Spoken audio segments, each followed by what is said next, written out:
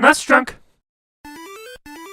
This review is courtesy of a request from Nostalgia Factor, otherwise known as the guy who crunches the numbers on the SNES Drunk intro. He's been a supporter of the channel for years and years, so big thanks to him. I always enjoy when a game lives up to its title, and Phantom Fighter is just that. You're fighting phantoms, or more specifically, Qianqis, or Chinese hopping vampires, and you play as a kung fu master that has to clear 8 different towns that are infested with these zombie-like creatures, and yeah, there's about 1 million games that look like this, but this one is a little different. It's actually a licensed game in Japan based on the 1985 movie Mr. Vampire, but when it was localized, it threw away any mentions of that and just became its own thing.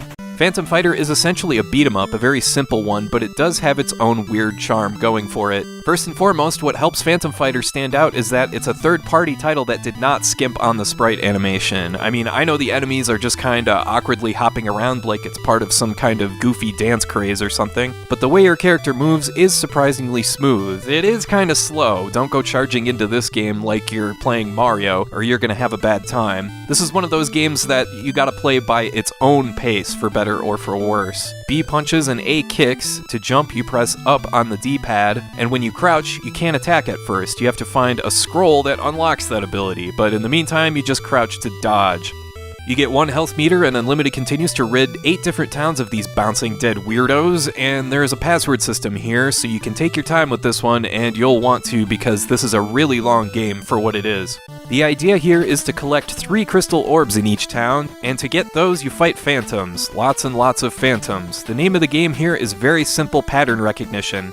You just sit and watch each phantom's behavior, make sure to distance yourself accordingly, then punch and kick them in the old breadbasket. Phantoms differ in how far they reach out with their arms, the size of their sprite, how high and how long they jump, and note how it's one of those games where you can overlap with the enemy. If their outstretched hands come in contact with you, you take damage. Eventually, you'll be taking on more than 1 phantom at once, or crazy enemies like this guy here, and collecting scrolls which unlock new attacks which do more damage.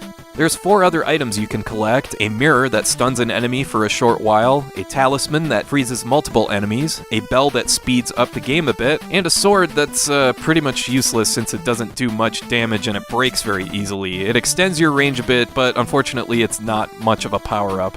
The way to use items is kinda strange. You have to try and leave the room you're in, and your assistant pokes his head in to prompt a menu screen to open up. The game kinda sorta barely offers some variety by providing some story segments here and there, which ultimately boil down to someone saying, "Hey, there's a bunch of freaky vampire people jumping around my house. How about a little help over here?" And then there's this guy who says the secret to life is to play video games during breakfast, or this guard who won't let you pass until you answer a trivia question, like how many stars are there in the American flag, and what's the name of George Bush's dog, and who was the 3rd baseman for the 1985 Seattle Mariners. Okay, I made that last one up, but the answer is Jim Presley, in case you happen to be wondering. But anyway, yeah, Phantom Fighter is one of those games that's not quite good enough to be listed as a hidden gem or anything like that. It's a pretty limited game that's probably not really for everyone, but I appreciate that it's a bit of a change of pace, especially for the NES, where there's about 3 dozen action platformers that I get mixed up all the time, and not very many good beat-em-ups to choose from. Phantom Fighter is memorable. It's weird, goofy, and simple, but it's something different that you can zone out to while playing. It's rare to see a leisurely paced beat-em-up like this. I'd recommend checking this one out to see if it's your speed. It's never been remade or re-released, so it's another game that you're going to want to play any way you can. Alright, I want to thank you for watching, and I hope you have a great rest of your day.